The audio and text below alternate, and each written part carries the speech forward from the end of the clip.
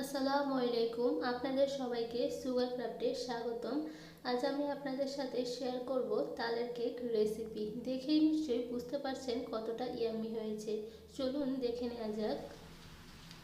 আজকের কেকটা তৈরি করার জন্য আমি এখানে 7 ইঞ্চি সাইজের একটা মোল্ড নিয়েছি। আপনারা চাইলে যে কোনো ধরনের মোল্ড নিতে পারেন। আমি মোল্ডটা কেকের ব্যাটার তৈরি করার আগেই রেডি করে নিচ্ছি। কেকের ব্যাটার বানানোর পর বেশিক্ষণ রাখা যায় না, এতে করে কেক ভালো হয় না। তাই আমি সব সময় কেক বানানোর আগে মোল্ড রেডি করে থাকি।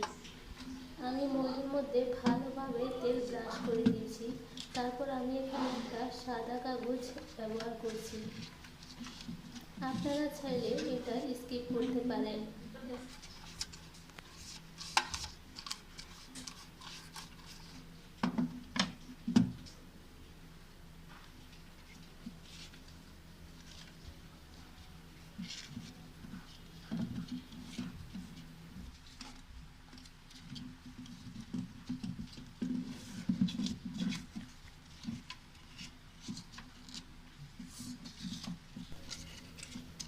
আমার কেক মোল্ড রেডি। এখন আমি মেইন উপকরণে চলে যাব।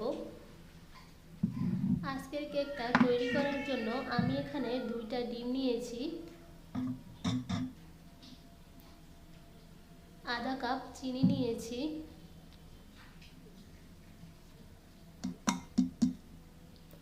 আর নিয়ে নিচ্ছি 4 টেবিল চামচ রান্না করা তেল।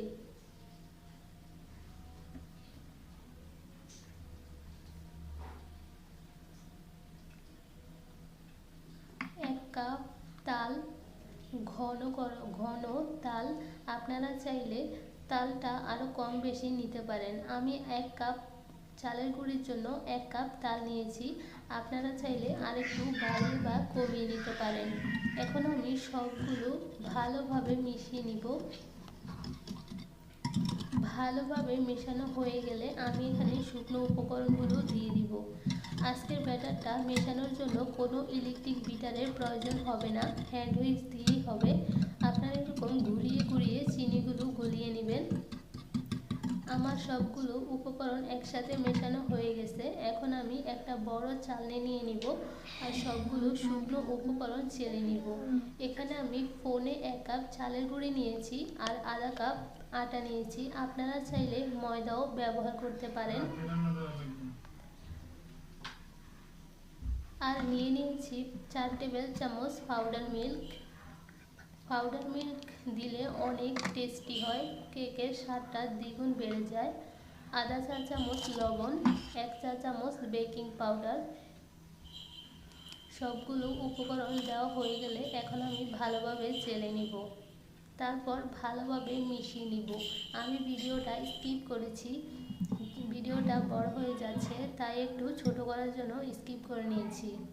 সবগুলো উপকরণ ভালোভাবে মেশানো হয়ে গেছে, ব্যাটারটা রেডি। এখন আমি আগে থেকে তৈরি করে রাখা মোল্ডে ব্যাটারটা ঢেলে নিব।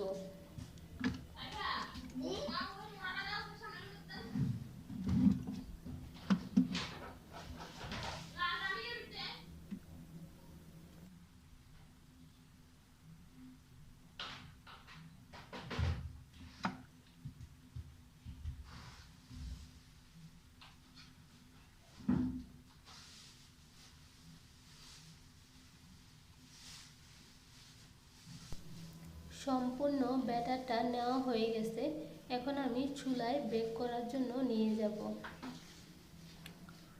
আজকে আমি এই কেকটা বালু বা লবণের উপরে দিব না, জাস্ট একটা প্যান দিব। প্যানের উপরে একটা হাঁড়ি বসিয়ে হাঁড়ির মধ্যে কেকের মোল্ডটা দিয়ে দিব। কেকের সৌন্দর্য বাড়ানোর জন্য আমি এখানে কিছু বাদাম দিয়ে দিয়েছি। আপনারা চাইলে বাদামটা নাও দিতে পারেন, অথবা এখানে টুটি ফুটি দিয়েও আপনারা কেকটা সাজিয়ে নিতে পারেন। এখন আমি আগে থেকে 10 মিনিটের জন্য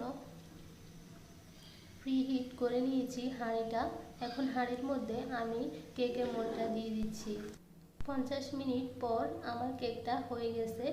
আমি এখানে একটা কাঠি দিয়ে চেক করে নিলাম হয়েছে কিনা। যদি কাঠিটা একদম ফ্রেশ আসে, তার মানে কেকটা হয়ে গেছে। দেখেন আমার কাঠিটা একদম ফ্রেশ এসেছে, মানে কেকটা হয়ে গেছে। এখন আমি আপনাদেরকে কেকটা মোল্ড আউট করে দেখাবো। কেকটা খুব সুন্দরভাবে ফুলে উঠেছে। ঠান্ডা হওয়ার পর সামান্য একটু চুপসে গেছে, যদিও আমার ভুলের কারণে আমি এটা সঙ্গে সঙ্গেই নামিয়ে নিয়েছি। আপনারা কেকটা কুক হওয়ার পর 10 মিনিট চুলার উপরেই রেখে দিবেন, তার ফলে কেকটা চুপসে যাবে না। আমি সাথে সাথে নামিয়ে নিয়েছিলাম বলে আমার কেকটা একটু চুপসে গেছে। এখন আমি এটাকে মোল্ড আউট করে নিব। হাত দিয়ে একটু ট্যাপ করলেই কেকটা ছেড়ে আসবে। কেকটা নিচে একটু পুড়ে যায়নি, খুব সুন্দর একটা কালার এসেছে।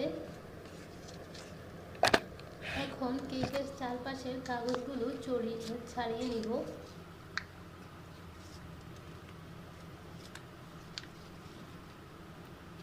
আমি ইউটিউব চ্যানেলে নতুন, আমার যদি কোনো ভুল হয় আপনারা প্লিজ ক্ষমা দৃষ্টিতে দেখবেন। আর আমার ভিডিওটা ভালো লাগলে একটা লাইক করে দিবেন, আর প্লিজ আমার চ্যানেলটা সাবস্ক্রাইব করে দিবেন। যারা সাবস্ক্রাইব করেছেন তাদেরকে অসংখ্য ধন্যবাদ। কেকটা খুবই সফট আর নরম তুলতুলে হয়েছে। আপনারা প্লিজ একবার বাসায় ট্রাই করে দেখবেন, আমাকে কমেন্টে জানাবেন আপনাদের কেকটা কেমন হয়েছে। আমার কেকটা তো খুবই দারুণ আর খুব মজাদার হয়েছে।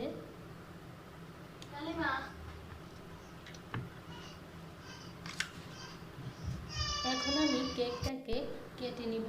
কেটে আপনাদেরকে দেখাবো ভিতরে কতটা নরম তুলতুলে হয়েছে। বাদামটা দেওয়ার কারণে কেকের লুকটা একটু ভালো আসছে। দেখতেই তো পাচ্ছেন কেকটা কতটা সুন্দর হয়েছে। আপনারাও যদি আমার ভিডিওতে দেখানো নিয়ম অনুযায়ী বানান তাহলে নিশ্চয়ই আপনাদেরটাও ভালো হবে। আমি একটু মোটা সাইজ করে কেটে নিচ্ছি, আপনারা চাইলে আরও চিকন অথবা আরও মোটা কেটে নিতে পারেন।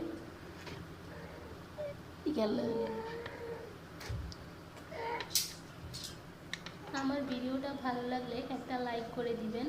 আজ আল্লাহ হাফেজ, আবারও ফিরে আসবো অন্য কোনো নতুন অন্য কোনো ভিডিও নিয়ে। আজকে এখানেই শেষ করলাম। সবাই ভালো থাকবেন, আমার জন্য দোয়া করবেন। ইনশাল্লাহ আমিও আপনাদের জন্য দোয়া করব। আল্লাহ হাফেজ।